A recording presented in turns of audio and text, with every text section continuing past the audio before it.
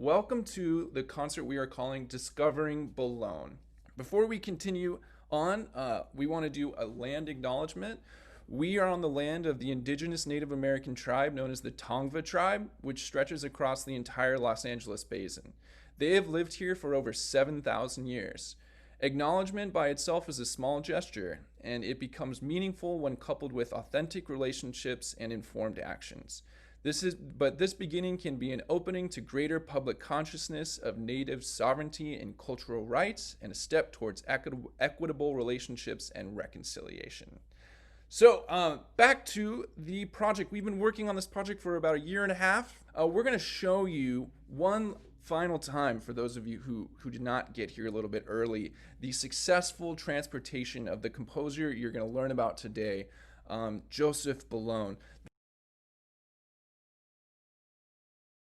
Had not been playing any of the music of the composer that we were transporting, therefore weakening the connection through time and space. We were going to transport Joseph Bologne from the 1700s and see what happens.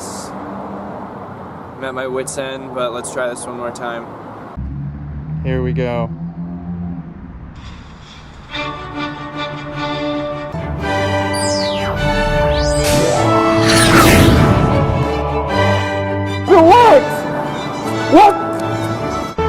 Okay, great. So you're in 2020, nothing to worry about. The year, you're in the future. This is your music. I'm playing your music through an iPhone. Check it out.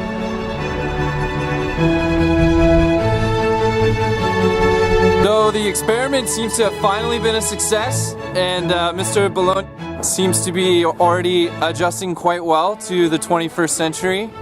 I am so relieved. Come on in the shot here. That's you. That's you right there. L'anglais? Oui. Okay, great. Maybe we'll just speak English from now on. English? You learned English Yes. at the French court, right? Yes. Yeah. Let's just speak I wasn't that. sure if everything is still French, you know?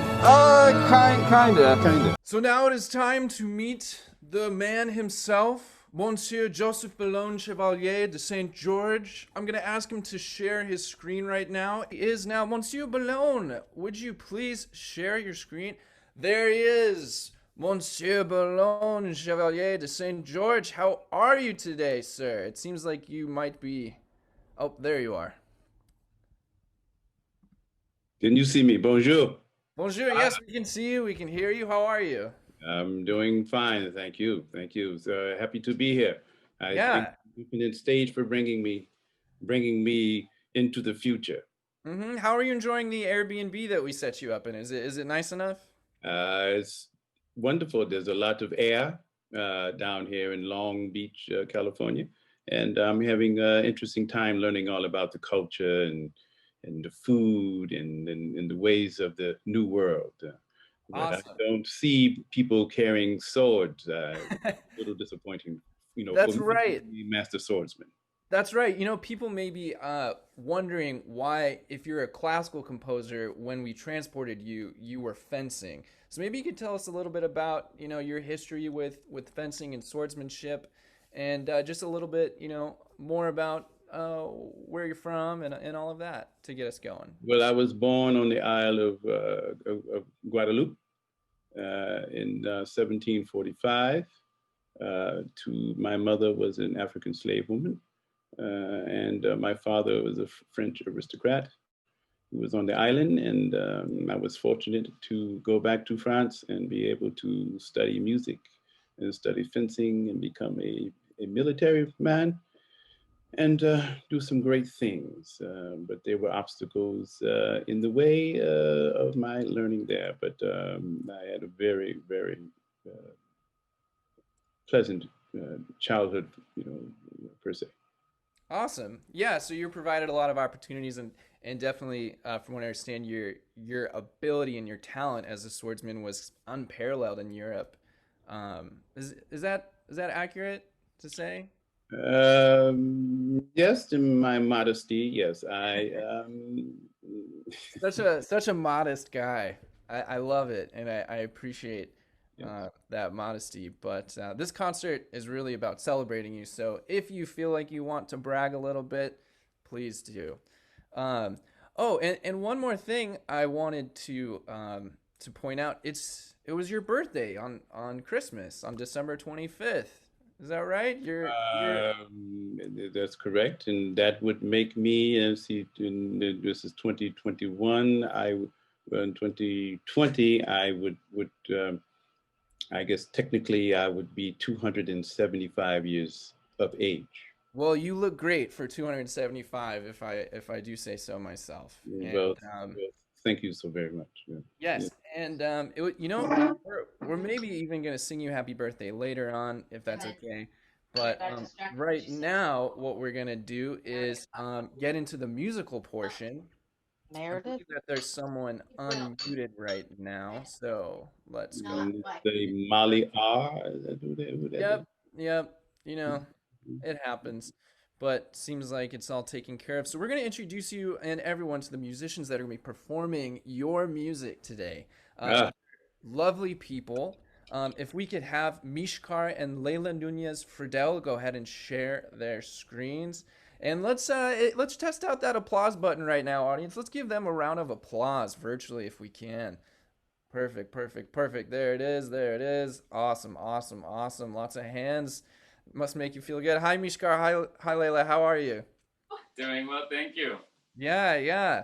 So maybe I should have introduced a little more information about you before you came on screen, but I just want to brag about you a little bit. You are both founding members of Opera Ritrovata, which is a mobile opera company that works to perform and highlight the compositions of women as well as other underrepresented racial groups. And you actually recently completed the first transcription of Monsieur Bologne's only surviving opera, which kind of makes you both a perfect fit for this type of concert. So I just want to say thank you and welcome again to this event. It is our pleasure. Thank you very much. Yeah. So we understand that you're going to play some of Monsieur Bologne's music. And before we get into that, I just want to make sure the audience is aware. This is also a Q&A type of event. So as you're listening to this music, we'd love for you to put your reactions to it in the chat. If you have any questions for Monsieur Bologne or Mishkar and Leila or me or anything really, we want you to be engaging in the way that Zoom allows us to do so. So even if it's just a comment that's like this.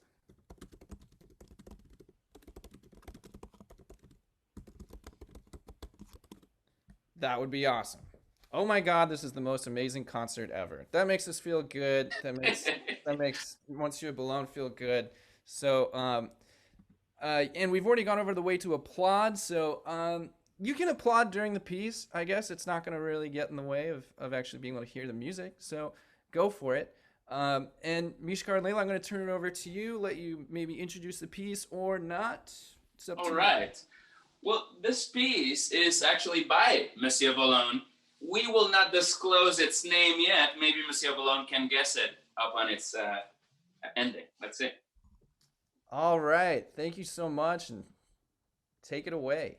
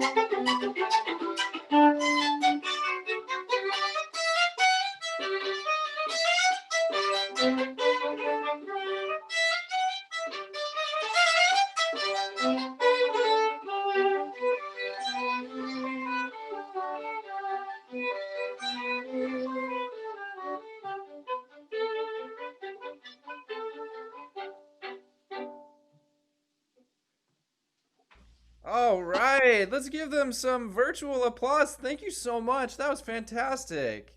Monsieur Bologne, what did you think of that? Oh, he's giving you some. I'll applaud for real too. Fantastic. Beautiful, beautiful. If my recollection serves me well, that is Sonata in G major. That's correct, Monsieur First Bologne. movement, yes. Indeed, indeed. Yes. Oh, it's beautiful. Haven't heard that in over several years. Depending on the way you look at it. And that it has survived over 250 years is absolutely remarkable. That's right. It wasn't actually published until after your death. But we don't have to talk about that. Maybe we'll just move on. Maybe, yeah, we'll just move on quickly. I want to introduce someone else that we have here. Jason Lopez. He's the one behind the scenes making sure everything goes smoothly. Everyone, just say hello to Jason really fast. Hello, everyone. Yeah, he's also monitoring the chat for any questions, comments you have. So what are we seeing in the chat so far? Let's see. I'm just gonna start at the top. Darren says, "Amazing." Hi, Darren. Jay Aldahef said, "Nice and peppy," and Marvin Gaye said, "How divinely contrapuntal." To which a question I noticed from Mary Beth was contrapuntal. So maybe Mishkar and Leila, you can explain a little bit of what contrapuntal is. Of course. Do you want to? Definitely. So contrapuntal means it's full of counterpoint. And so what Mr. Bologne is doing here is taking, you know, lines that have their own independence. They stand alone as a good musical line, and yet they work together at the same time. So it's one of these kind of magical things that happens in music. Right. Very. Excellent. Let's see. For Monsieur Bologne, Sarah and Jeff want to know, who were you influenced by? Well, I didn't listen to a lot of people. I had very good teachers who inspired me to play, you know, to become a virtuoso on the violin. So I was inspired by many of the people who are somewhat unknown, but I was also encouraged to do what my gift.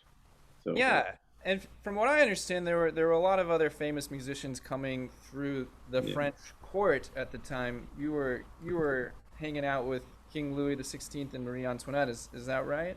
Correct. I was in the court of Marie Antoinette, and she was also one of my students. That's right. And I'm also inspired by my students as well. So any one particular person I could not name, but I'm inspired by many. Yes. Yeah, and I mean, I've also heard that you were, I don't know, maybe mentors, not necessarily the best word, but I know that you were definitely given some opportunities from other famous composers. They're famous now, one of which is Francois Gossec, whose music we also still play. Yeah.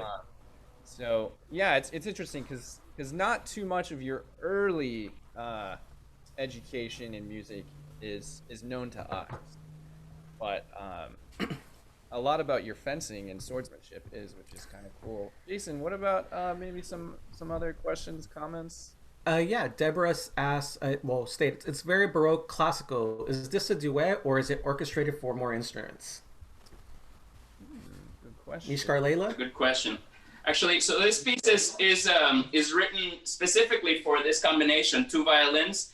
If you couldn't tell, the part that I was playing was far more involved than the part that she was playing. So you could guess what part Monsieur Bologne, hint, hint, was playing, right? So he was a virtuoso of the violin as well as a master swordsman. So he wrote some challenging violin parts, but sometimes he decided, you know what, I don't want to give everybody so much challenging parts. Let me give somebody else something that they can relax with. So he would play the hard parts and give the other parts to the people playing with him. And if I could just add, he may have learned about these violin duos from perhaps your teacher, Monsieur Bologne, Leclerc, who was a great French violinist. Yes, Mr. Lefleur. Leclerc. Leclerc. Yes. Yeah, Mr. Leclerc. Yes, he was a very masterful instructor, and he put me through the paces, and sometimes it was quite difficult getting through his lessons because he demanded so much, but he made me who I am today. Awesome. Yeah. And I would like to say that Mishkar and Leila, beautiful playing. The chemistry between you two and the way you made the melody dance is beautiful. I think. Thank you very much, Monsieur Bologne. I actually wanted to jump in and piggyback off of what we were talking about with counterpoint, and also the very complicated virtuosic nature of Mishkar's part, and the more simple part that Leila was playing, and maybe talk about the style of composition that was kind of like really current when Monsieur Bologne was writing, maybe compared to other time periods. Now, from what I understand, this is called the Galant style, and I'm gonna put that word in the chat for people. Maybe we can get a little background on that from Mishkar and Leila, and of course Monsieur Bologne. So, from a more modern musician's perspective, Monsieur Bologne, you were right in the middle of what we call the classical period. So the Enlightenment had been going along for some time, and people started to see beauty in a different way, and one of those ways was the Galant style, where things were a little bit simpler. It was more about the shape of the phrases, about highlighting one part and having the other part be more supportive. But it also had all this kind of wonderful eccentricity to it, because it was about kind of like being so in fashion that it's almost like you can tell you're a good person just from how ornate your clothes are, how beautiful and graceful your bows are. And so you hear some of that in this music, I think. Absolutely. Yeah. It's funny to me because it seems like the music itself is simple, but in like but that also makes it more elegant. And it seems like, I mean, Monsieur Bologne, your outfit right now is definitely elegant and ornate, um, and somehow implies that grace and the bows you were talking about, Layla. It's Yes. so But the simplicity in which Madame Leila was talking about uh, helps because the clothes were more decorative. If you look at Versailles, and you see the craftsmanship in the details, and so the music, I didn't really realize it at the time, but to help fit in better to be able to tell the story of the music. You see, so when it's simpler, then people, I think, can appreciate it more. sure. Oh, and while we're on the subject, just to maybe link this back to what we were talking about with counterpoint, when someone asked what that was, and someone also said, "Oh, this music is very contrapuntal." The period of music that came before it is called the Baroque period, and the period in which you were composing in is now referred to as the classical period. I'm not sure, Monsieur Bologne, if that's even what people were calling it back then. It seems like these labels are given to history well after time has passed. But in the Baroque era, would you say things were more complicated and maybe there were all like more parts kind of like weaving in and out of themselves? So like maybe you could say the counterpoint was like a thicker texture or something like that. Yes, and from my understanding, the Baroque period was somewhat like in modern times what is it was considered bebop in the jazz idiom. Ah, Um, okay. so the Baroque was the bebop of the period. Interesting. Okay, so you've been enjoying learning more about some jazz here in Yes, yes. 2020. That's great. Well, we've got some other questions, which maybe we'll get to after the next movement we're going to hear Mishkar and Leila play. Before we get there, though, I just want to point out that Jason dropped a link in the chat to the Wikipedia article about galant music and galant style. If anybody would like to learn more about it, and now we're gonna hear Leila and Mishkar play the second movement of this sonata. Is that right? That's correct. This is the second movement, also the last movement. It's a two-movement piece, and this second movement is a theme and variation, which is basically we will state a theme that Monsieur Bologne wrote, and then he shows us so many different ways in which we can play and ornament and vary that exact same theme. So let's see how that sounds. That's interesting because it's really going to go from simple to complex, and then I think back to simple. Is that right? That's correct. Awesome. Perfect. Thank you so much.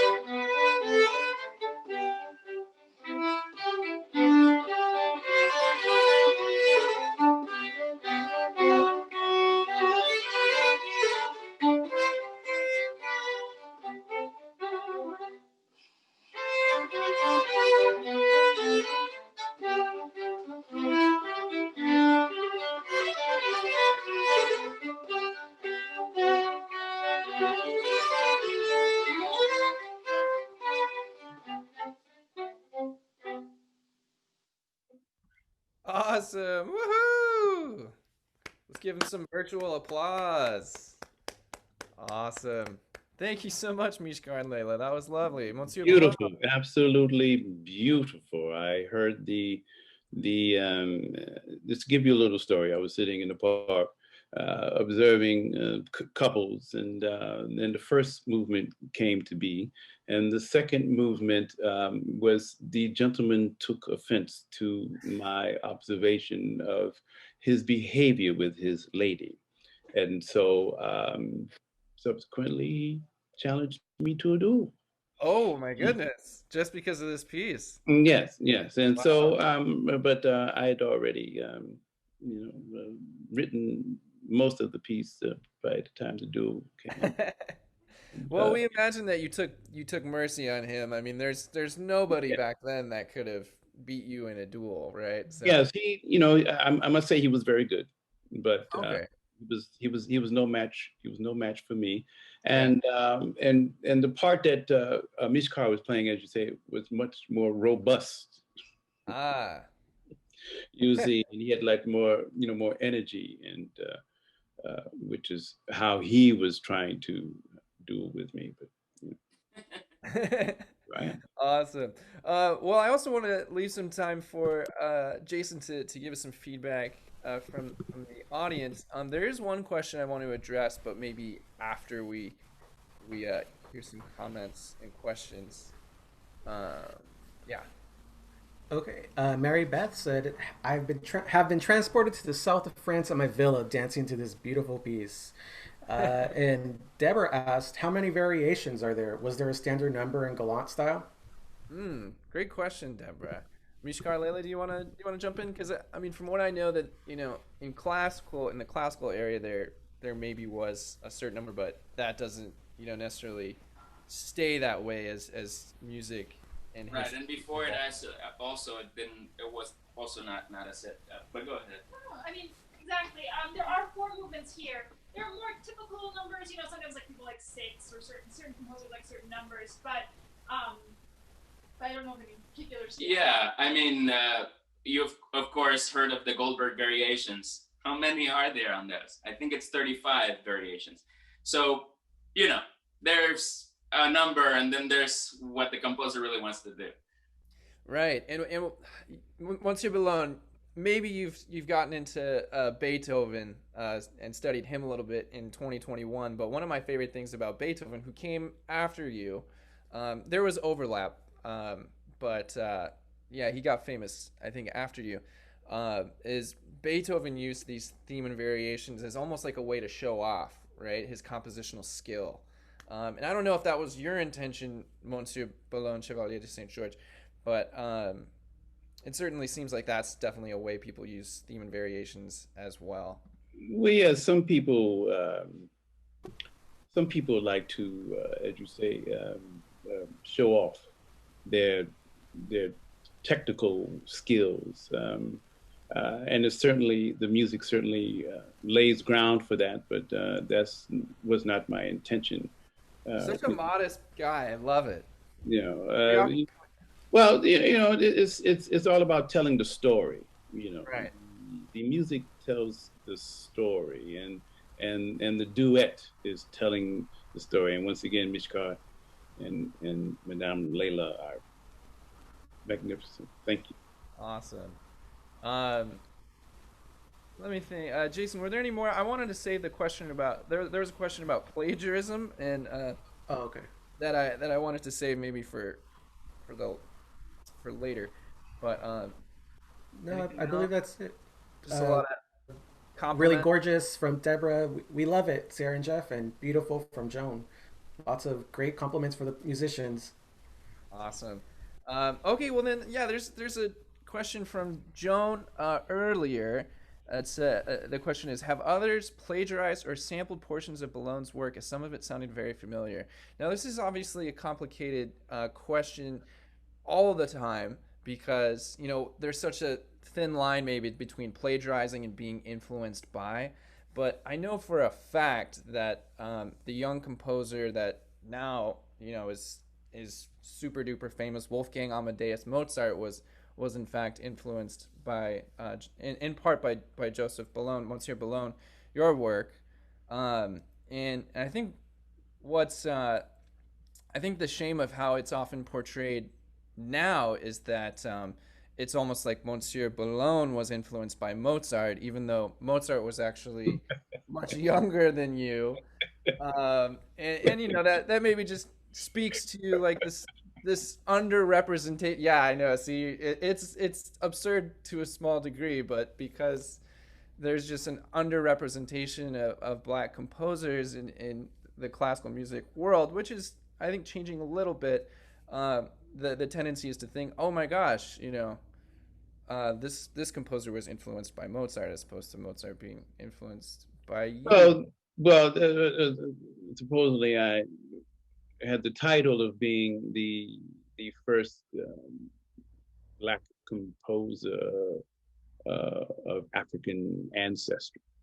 And so, and there is a certain kind of feel in the African music that perhaps that others were influenced by.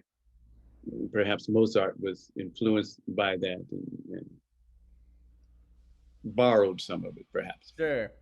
Well, maybe, in general, I wanted to actually also discuss another aspect of your life, which has to do with the color of your skin. The day we transported you was actually also the day that you found out some bad news. I know that uh, you had applied for the position of director of the French National Opera, and the day that we transported you was the day you found out that you had been rejected from that. Yes. And can you Yes. tell us a little bit more about that? Well, I was recommended to take on the position of the director of the Paris Opera, and which would have been a very, very lovely, position to hold. But there was opposition from the sopranos who refused to work under my direction due to the color of my skin. Um, this is, of course, was quite hurtful because some of them I knew well. There were a couple who were my students, and I, I, I don't know. And from what I've learned by being here, that people's complexion affects the work that they can do. And so what went on in the 1700s and what's going on in the 21st century, apparently some things have not changed. Mm-hmm. Yeah, that's extremely unfortunate, and You see, I was able to go to the best schools and study with the best instructors. But when the position of the director of the Paris Opera, that is, I could not go any further. So I was able to acquire all these other skills and titles, etc. But there's some right. that are left. Yeah, the title of Chevalier, which is now part of your name, Yeah, is a very important one. It basically means you're a knight, but yeah. at a certain point, you just there's like I guess like a glass ceiling or something for your Well, success. I was able to achieve that by coming out of the academy. By coming out of the Royal Academy, I was able to achieve that title. But other titles were not so accessible, such as being the director of the Paris Opera. Mm-hmm. Sure. And you kind of touched on this, but your experience in 2020 and 2021 in terms of racism, how would you say, have things changed at all positively? I think you said that not much has changed, but I was wondering if maybe you could, Well, tell us from a little bit more about your experience here. well, from my understanding and talking with people, that a lot of things have. The term I keep hearing is called glass ceiling. Mm-hmm. That you can achieve a lot of things, but then there's this glass ceiling, which means you can look through it, you can see it, but then you will, bump up against it and not go any further because of the color of your skin, perhaps. And you can have all the education, in the world, but you're not going to get any further. I'm seeing more people of color walking with other people. After all, we all human, and we should all be interacting on many levels. So I'm seeing a lot of that, which I did not see, back in my day. So that's a positive thing. But this so-called glass ceiling thing seems to be a problem. People are profiled because of the color of their skin. People are profiled because of their economic stature, and it's just I don't know. As humans, I guess we've grown and in many ways we have not. Sure. And I mean, Mishkar and Leila, Mishkar, you're a person of color, and Leila, you're a woman in classical music. I'm wondering, you obviously also experience some of the same things that Monsieur Bologne is talking about. I was wondering maybe if you wanted to share your own experiences with that, and yeah. Of course.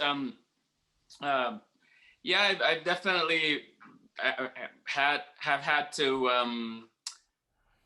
fight in many cases for to get through certain obstacles due to the color of my skin. Also, I haven't been able to get through things because of the color of my skin. Let me see. A quick example was a concerto I was supposed to play many years ago. That was, well, it was basically the rug was pulled out from under me and given to a white violinist. But to be quite frank, I did not think anything of it at the time. My mind was not in this world. But many years later, I bumped into some of the people that were in charge of this decision making, and well, it was revealed to me then that the reason for my removal was the color of my skin, and that was quite shocking. To be quite frank, especially in today's world. I mean, maybe not even especially in today's world anymore. But yeah, quite shocking indeed. And Mishkar, where are you from originally? I'm from Dominican Republic. Dominican Republic. Not too far away from your island of origin, Monsieur Bologne. Yes. Also, I heard about I've been listening to a lot of jazz, since being here, and there is a performer by the name of Nina Simone, who I understand was a classical pianist who was rejected along the classical line, and so she moved on to jazz and was also doing some blues and things. Once again, that is a contemporary example to go along with Mishkar's story. Right, and I just put a link to Nina Simone in the Wikipedia, or sorry, a Wikipedia link to Nina Simone in the chat for those who want to explore that more. But yeah, getting back to Mishkar and Leila. Leila, I mean, you're also a woman in this business, and you have an experience that is often not considered. I was wondering if you wanted to share those experiences with us as well. Well, definitely. I mean, there's so much I could say. Of course, being a musician in Los Angeles and Hollywood. It's been quite a wake-up call for me and for many of my friends coming out of graduate school.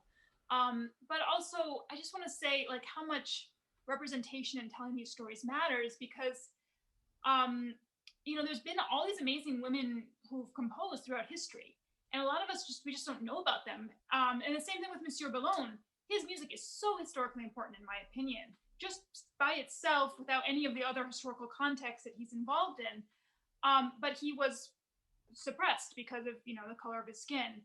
And there's this composer, Clara Schumann, who she was writing amazing music, and then she writes in her diary, I should just give this up. I'm not going to do it anymore because I'm a woman. No woman has been able to do this before.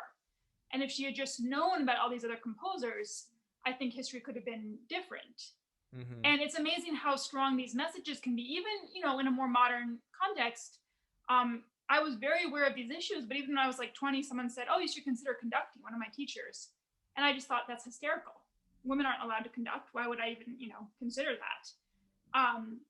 So I just think, telling stories like Monsieur Bologne and other composers is just so important. Yeah, right. Especially underrepresented composers at this time. Of course, we all know, Mozart, and we know Bach, and we know all the big names. Of course, they are all obviously white males. So the pantheon of great composers can expand itself to, other than that description.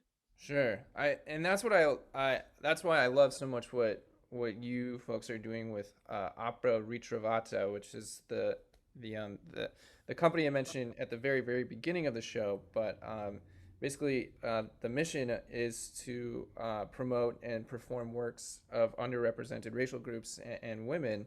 And you've actually even transcribed the only surviving opera of Monsieur Bologne's. Is that right?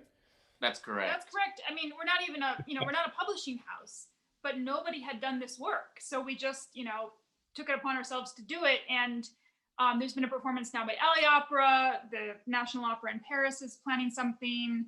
A lot of other big organizations are going to revive his work. Ah, Awesome. Monsieur Bologne, you'll have to come back to 2021, maybe 2022, when a big performance is happening, or maybe when opera reach I revival. would love to. Love to. That's Yeah. that'd be Oh yeah, maybe when Opera Ritrovata does it, you can come back. Oh, yeah. We got to borrow your time machine, Daniel. Yeah. Yeah, all right. I'm willing to share up to a point, but I also wanted to move us along to the final piece that Mishkar and Leila are going to perform. One of the composers that was also composing and performing around that time was Madalena Searman, Ah, a woman. Yeah, she was also coming through France a lot, right? yes. Yes. Yeah. Yes. And her husband was also a violinist, which is cool because it's a duet, and Mishkar and Leila are also married, so I feel like we're getting a very, very accurate interpretation in that respect as well.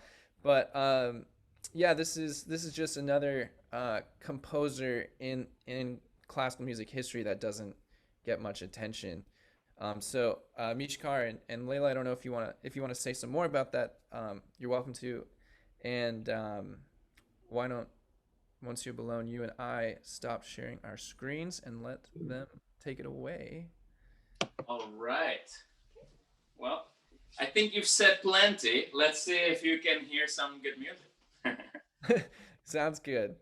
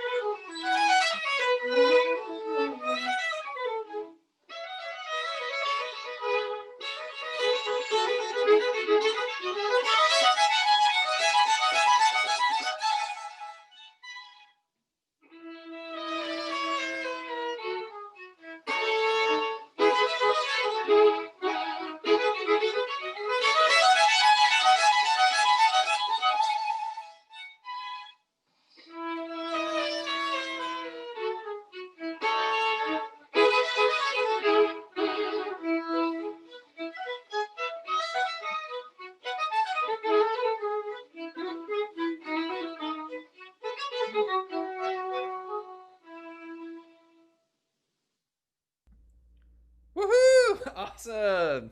That was fantastic. Let's give him some more virtual applause from the audience. Awesome. Great. Thank you Beautiful, so beautiful.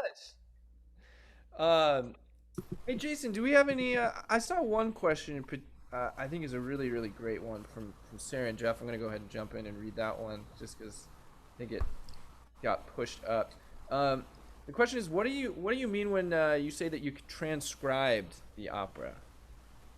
Oh, Leila? well, so the music, the score that we had that we were working with is a manuscript, and it was a manuscript that was very obviously completed in haste. It seemed as though the scribes were really getting the performance was coming right up, and they really needed to finish writing it all down. So we have the manuscript, but it is full of inconsistencies and scribal errors and things have been left out because maybe the composer or the singers or the accompanists, they knew what to do there. They just knew what was going to happen there. So they're like, okay, we don't have the time to write it down, just put it there. So that we had to reconstruct a lot of that. We had to figure out what certain things meant in terms of the language of Monsieur Bologne as well. So we had to do quite a bit of research. We had to find certain lost texts and certain lost music here and there. And we basically put it into modern notation, which is very easy for people to read and perform from. So it wasn't being performed a lot because there was no published edition. There was no readable music for a modern player. It was very difficult to read. So we've created it into a modern edition. Now anyone with musical training today would be able to read that. Well, I'm so appreciative of the fact that you are reviving it and finding the pieces, and I recall some difficulty in some sections of people not being available and trying to rehearse and trying to write but I appreciate that because of you two it will live on. Sure. It is our pleasure and our honor. Thank you, sir. Thank you. Jason, do we have any other general comments, questions?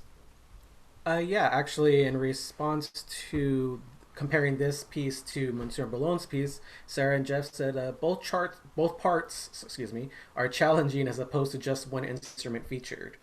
Very good Leila? point. Both parts are extremely equal in terms of difficulty and in terms of importance in this piece. So that was a very good point. And I think part of the reason for that might just be based on who's involved. So this was Magdalena was writing for a piece for her to go on tour with her husband. So they obviously both wanted to have sort of equal share. Equal parts on the piece. Yes. Awesome. Well, it's awesome because you both are such talented musicians. It's great to have you play a piece where you're both playing so beautifully and so many notes. I think it's great. So we're kind of nearing the end of our program here. There's a couple. First, I want to thank you all for attending this event. It's really really special to me personally because this event has been in the works for so long. And this is really, in some ways, an experiment. Obviously, it's an experiment in the world of physics and science to transport someone through time and space to 2021. But it's also an experiment in terms of just providing a slightly unique type of concert experience, especially also because it's on Zoom. And we're really appreciative of you being a part of it. So thank you so much for being here. I'm going to talk a little bit more, but one thing I wanted to ask of some of you, if you're willing, is we'd love to get feedback from all of you because this is kind of experimental. We'd love to get feedback from you all as audience members about what you liked, what you would have liked to see more of, hear more of, learn more about. Obviously, we want to keep these programs. Our goal is to keep this under an hour. But we would love your feedback so that we can continue to create experiences of classical music that are things that you really, really want to see. And dovetailing into that, if you'd like to support us in more ways, the fuel for the time machine, it costs money, right? Things. It's just a fact of life. So the Infinite Stage is the project of a nonprofit organization, and therefore we are able to accept donations. So if you are very moved by this project and this experiment, this concert, and you would like to support us in that way, Jason is going to go ahead and drop a link into the chat. It's theinfinitestage.com/donate. If you would like to support us in other ways, you can join our mailing list so you don't ever miss anything. That is also on our website, just theinfinitestage.com. Let us know if you want to volunteer and get more involved. We're just continuing to really grow as an organization. We have so many concerts and projects that we are going to be doing over the next 6 months, and we can use all of the help we can get. And hey, just as simple as sharing something that we do on Facebook, or talking about us and the Infinite Stage to your friends and family. We really just want to get the word out about what we're doing so that we can in turn get more feedback from those people about what they want to see, and then we get this lovely synergetic experience that truly makes the stage infinite. So we would really appreciate all of those things, or just one of them. Definitely want you to stay behind and chat. I also wanted Jason to drop a link in the chat to Opera Ritrovata, which is the organization that Mishkar and Leila founded. And I love their description of themselves. They are a mobile opera company with a sense of humor and a mission to perform the works of underrepresented racial groups and women, which I think is so fantastic. It was awesome to have them a part of this project. Very, very lucky. I also want to thank the Roomba Foundation, which is the foundation here in Long Beach that provided the necessary resources to produce this project. So we're very, very fortunate to have them in our corner, as well as Catalyst Network of Communities, the nonprofit organization that sponsors us and provides us with resources and guidance when we're writing grant applications and just administration, all the things that you need to be able to do as a nonprofit organization that don't really have anything to do with the arts. So it's so lovely to have support from them. I want to thank Jason for being here to make sure everything runs smoothly and to do everything with the chat. He's also been really, really helping with the advertising and posting all of the content and strategy. So without him, this wouldn't have really, really happened as smoothly, or maybe at all. So thank you, Jason, for all the help that you've personally given me. Thank you again to Mishkar and Leila for sharing your gifts with us and your passion for. Bravo. And of course, thank you, Monsieur Bologne, for joining us today. It's such a pleasure to be able to interact with you in person. And my pleasure, and I'm glad that you had the resources to pull me here, and I hope the resources continue for the Infinite Stage to pull other composers and musicians, etc., and other artists, to help bring your world to life and educate people. Yes, so please subscribe. Please send money, resources to the Infinite. Yeah. I actually see a question here in the chat from Marvin. It says, "Can this be shared on Facebook?" And so I think my answer to that is yes. But we've been recording this event. So if you go onto theinfinitestage.com and subscribe to our email list, what I'm going to do in the next couple days is send you a link to this concert so that you can share it. And then later in the week, I will be sharing the concert as a live stream on Facebook. So yes and yes. I think I covered everything. Oh yeah, the last thing is we're going to take a group photo because I want us all to remember that we were here for this monumental occasion. So here's the time when audience, you can all unmute yourselves and share your video. We're going to take a group photo. Oh, I would love to see all the lovely people. There you go. 1, 2, 3. Fantastic. Thank you all for being here. We'd love to have you stick around too if you'd like to provide some feedback. I'll be hanging out.